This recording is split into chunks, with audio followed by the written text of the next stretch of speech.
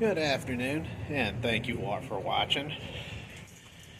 We're now at the scene of another job I had when I lived in Austin, about maybe 20 years ago. This place behind me where it says Belleville Barber School, it wasn't a barber school back then. It was actually the location for Civic Development Group. For those of y'all who've watched my 3-part fundraising videos I made 13 years ago, this is one of the places where it happened. In fact, on the other side of this door was actually the caller's break room, but we never used that door. Instead, we used another door up ahead. In fact, if you look right here where the solid wall is, it wasn't a solid wall 20 years ago. It actually had a row of windows. And if you looked inside, you saw an ocean of computer terminals where calls like the ones I was having to make were made. In fact, these doors behind me are pretty new. If I'm not mistaken, there was a set of double doors right here, but they were divided. The right-hand side went into here, which is where the secretary's office is, and that's also where you would fill out your application and be interviewed. And next to that was another door that led straight into the call center where all the scamming magic happened.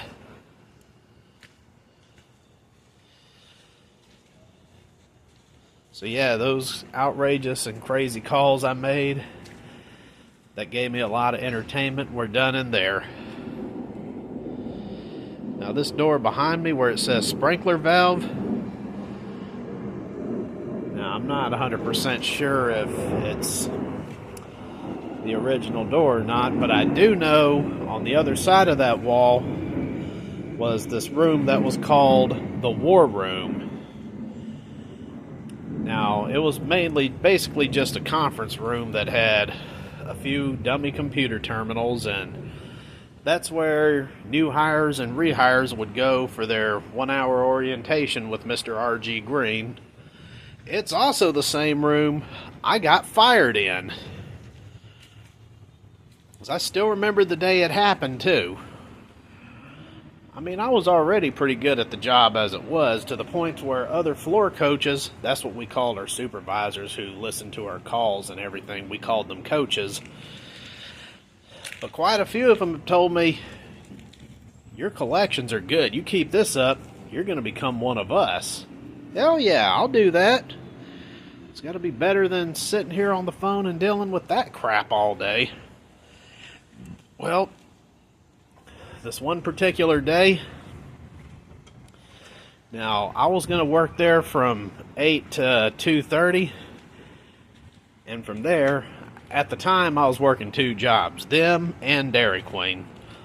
Well, I was going to work from 8 to 2:30, and then I was going to be at work at Dairy Queen from 5 to close. So I actually had my work uniform on.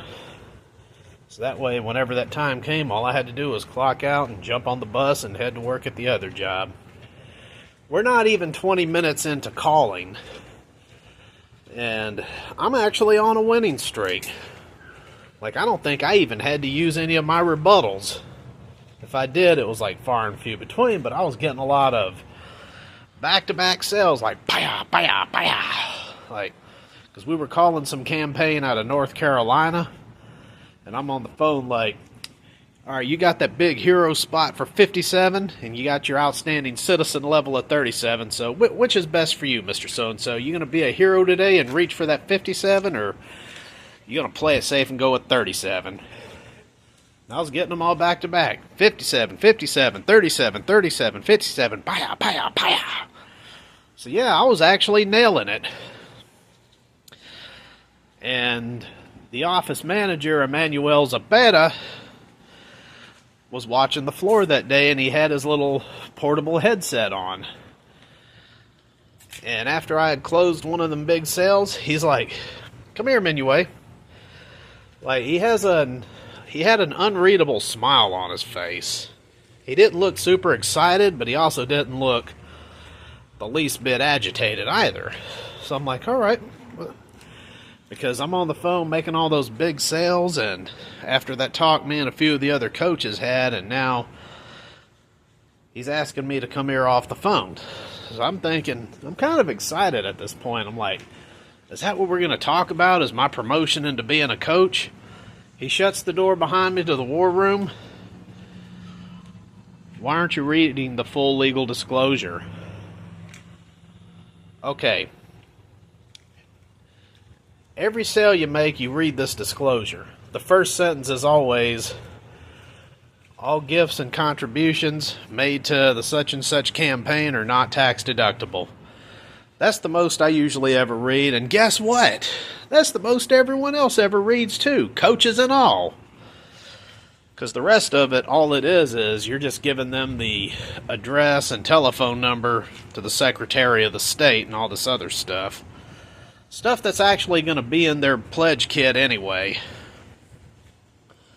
So I just told them like this.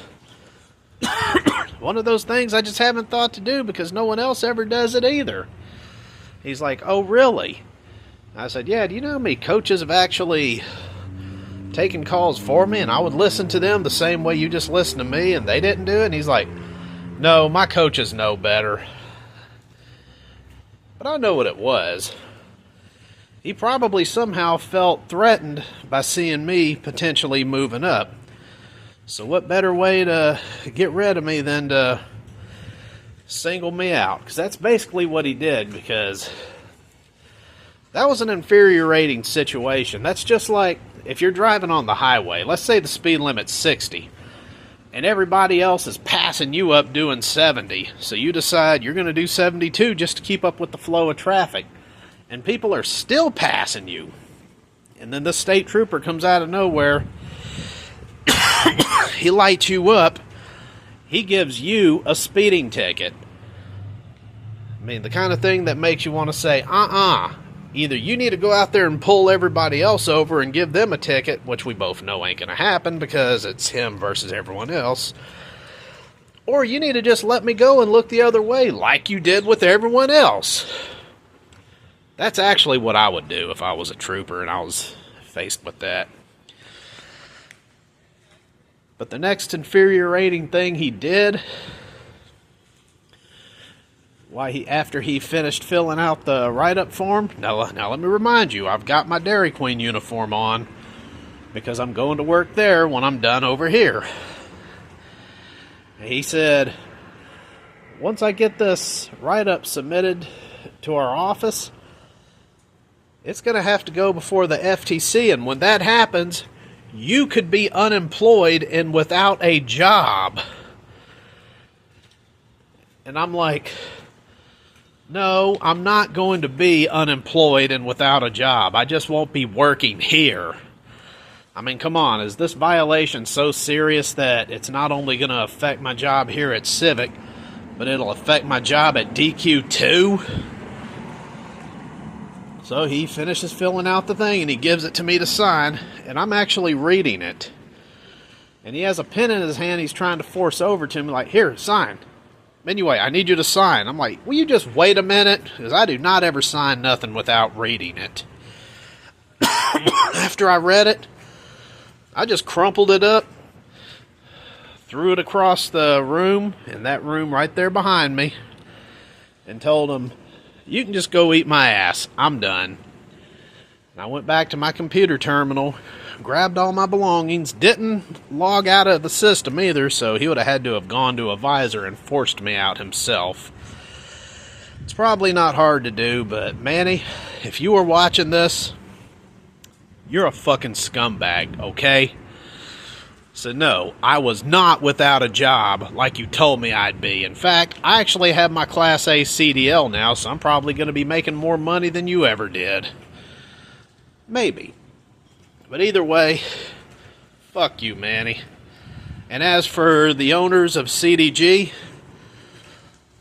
I'm glad CDG went under. I mean, your company already served its purpose for me, so... But that was some pretty dirty work that y'all were doing, scamming old people and giving them some flimsy decal. So there, I mean, because there you are, living in 3 different nice houses, even have a boathouse, have I don't know how many nice cars, and here I was begging old ladies for $10. Get the fuck out of here. But yeah, that concludes my visit to the original site of the Austin office of CDG. Till next time, stay blessed. Cut.